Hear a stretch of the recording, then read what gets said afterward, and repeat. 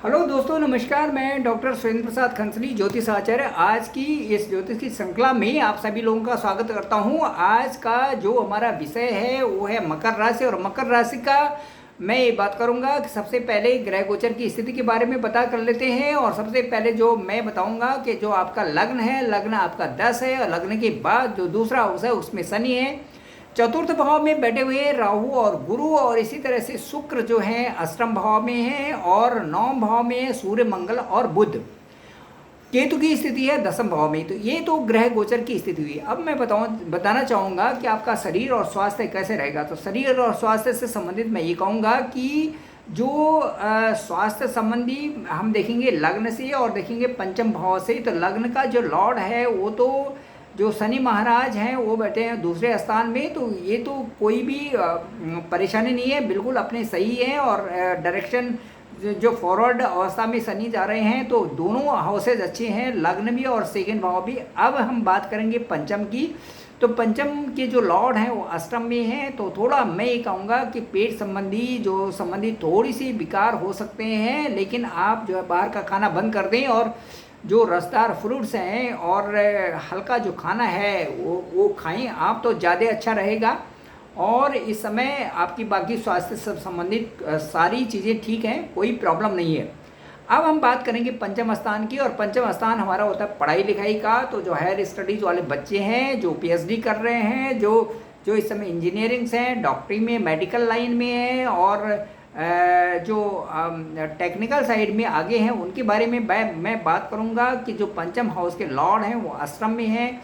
तो पूरे महीने ये अष्टम में रहेंगे, शुक्र अष्टम में रहेंगे। तो अब मैं ये बताना चाहूँगा कि जो 6, 8, 12 जो स्थान होते हैं, इनमें जो मैलेफिक यदि ग्रह होते हैं तो वो तो ठीक है, लेकिन यदि जब शुक्र, बुध और ये वहाँ पर जाते हैं, चंद्रमा जब यहाँ पर जाते हैं, तो वो स्थान से उस स्थान का जो 6, 8, 12 का जो भाव का परिणाम देने लगते हैं, और ये त्रिक भाव होते हैं। इसलिए थोड़ी सी पढ़ाई में इस समय मिसअंडरस्टैंडिंग होगी, थोड़ी सी पढ़ाई इस समय माइंड का डाइवर्सन होगा।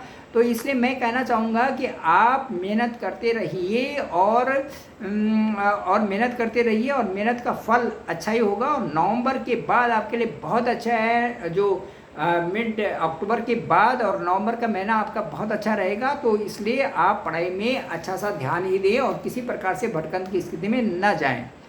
अब मैं ये कहूँगा कि लव रिलेशन क्या है। लव रिलेशन को भी देखते हैं हम, एक तो पंचम भाव से देखते हैं और दूसरा देखते हैं सप्तम से। तो जिन लोगों का लव रिलेशन चलता है, शनि और शुक्र एक दूसरे को देख रहे हैं, और चाहे कितना भी जो है आप में एक दूसरे के प्रति जो है बात में नुक्काचुन्नी हो रही है, किसी प्रकार से विरोधाभास हो रहा है, वो सब ठीक हो जाएगा। परंतु आप एक दूसरे को चाहते तो जरूर हैं। इसलिए कुल मिलाकर के ये जो है अच्छा रहेगा आपके लिए ये अक्टूबर का महीना। अब मैं बात करूंगा वैवाहिक जीवन की, कि वैवाहिक जीवन कैसे रहेगा उन लोगों का जिनकी मैरिज हो चुकी है, उनका वैवाहिक जीवन कैसे रहेगा।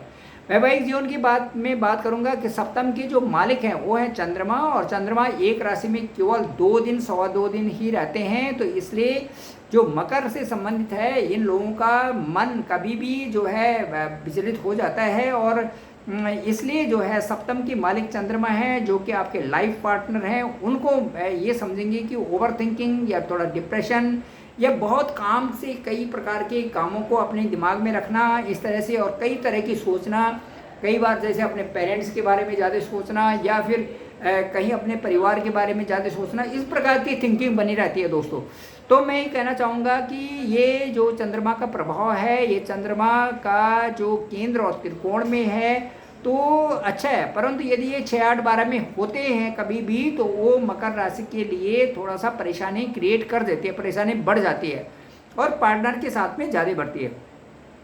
अब मैं बात करूंगा आपके भाग्य स्थान की। तो भाग्य स्थान के जो आपके मालिक हैं वो हैं बुध, और बुध वहीं पर बैठे हैं, भाग्य स्थान में बैठे हुए हैं। तो जब भी कोई भी उस हाउस का जो मालिक है, लॉर्ड है, यदि वहीं पर उसी स्थान में बैठता है, तो ये समझिए कि वो हाउस पुष्ट हो जाता है। चाहे उस हाउस में मंगल भी बैठे हुए हैं और सूर्य बैठे हुए हैं, शत्रु राशि है उनकी, वो मंगल की शत्रु राशि है।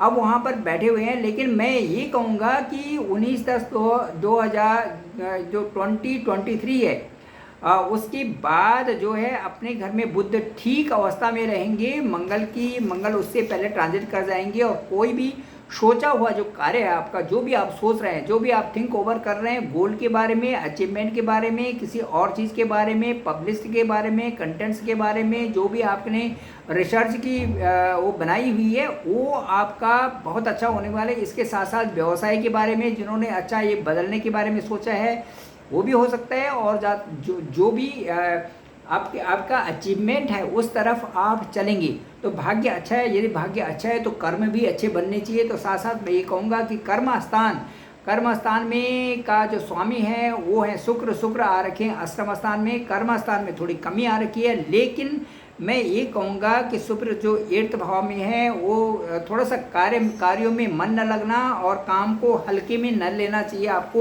आपको काम की गति को अच्छा ही रखना है। और मैं ये कहूँगा कि काम यदि अच्छा होता है, वर्क यदि अच्छा होता है तो वर्क इज वर्शिप हो जाता है। वर्शिप उसके साथ में, वर्क के साथ में वर्शिप जुड़ जाता है। तो वर्शिप का मतलब है आपका भाग्य स्थान का और आगे बढ़ जाना। लेकिन मैं ये कहूँगा कि भाग्य तो अच्छा है, इसलिए जो है पोजीशन अच्छी रहेगी, आपको व्यापार में भी लाभ होगा और नए कामों की भी शुरुआत हो सकती है। नवंबर का महीना आपके बहुत अच्छा रहेगा। अक्टूबर में आपकी जो गति है वो गति पकड़ेगी, कर्मों की गति पकड़ेगी, तो उसमें आप कोई भी कमी न लाएं। भाग्य आपका अच्छा है। भाग्येश जो है, भाग्य का स्वामी जो है अपने ही स्थान में बैठा हुआ है, इसलिए मैं कहूँगा कि बहुत अच्छा है। अब यदि आप चाहते हैं कि इसमें कुछ उपाय किया जाए, विशेष करके ध्यान रखा जाए, तो मैं यही कहूँगा कि जो सूर्य, मंगल और बुध बैठे हुए, एक तो बुध का आप जाप करिए, एक आप शनि का जाप करिए, और उसके बाद जो मैं कहूँगा कि रोज़ सूर्य को जल चढ़ाइए। ये चीज़ें बहुत अच्छी है। और हनुमान चालीसा का जाप करना तो बहुत अच्छी बात है। हनुमान चालीसा पढ़ें तो वो उसमें भी बड़ा फ़ायदा होता है, क्योंकि हनुमान जी तो आपको सात्विकता ही दे रहे हैं ना, पूरी सात्विकता दे रहे हैं।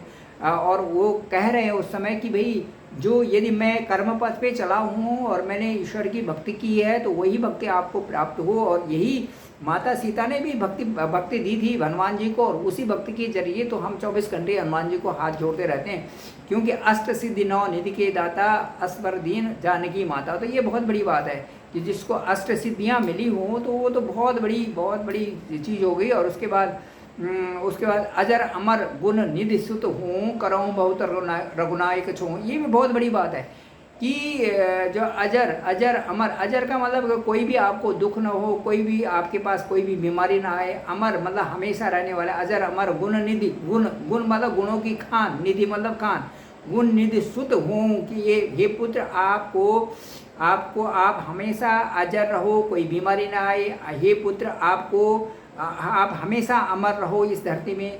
हे पुत्र आपको अजर अमर गुण निधि और गुणों की खान आप हो, गुण निधि सुत हूँ। और ये सारी चीज़ें दे दी भगवती सीता ने, जो कि इस पूरी सृष्टि की इस जो हमारी ये शक्ति चलायमान है, उन्होंने उनको ये वरदान दे दिया। तो हनुमान जी तो हमारे इष्ट हो ही गए, तो उनको 24 घंटे याद करने में क्या जाता है।